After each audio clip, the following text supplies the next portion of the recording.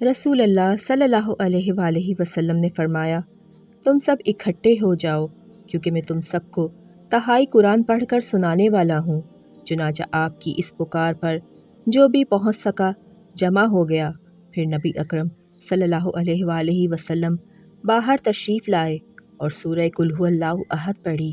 اور حجرہ شریف میں واپس چلے گئے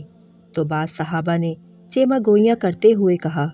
رسول اللہ صلی اللہ علیہ وآلہ وسلم نے فرمایا تھا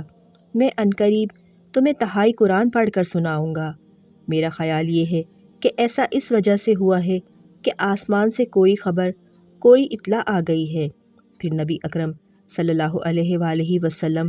کمرے سے باہر نکلے اور فرمایا، میں نے کہا تھا میں تمہیں تہائی قرآن پڑھ کر سناؤں گا، تو سن لو، یہ سورہ قل ھو اللہ احد تہائی قرآن کے برابر ہے۔ نبی اکرم صلی اللہ علیہ وآلہ وسلم نے فرمایا، جو شخص ہر دن 200 مرتبہ قل ھو اللہ احد پڑھے گا تو قرض کے سوا اس کے 50 سال تک کے گناہ مٹا دیے جائیں گے۔ رسول اللہ صلی اللہ علیہ وآلہ وسلم نے فرمایا،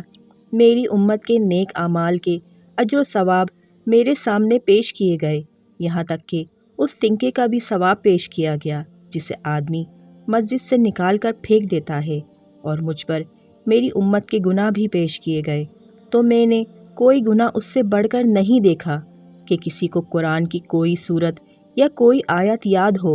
اور اس نے اسے بھلا دیا ہو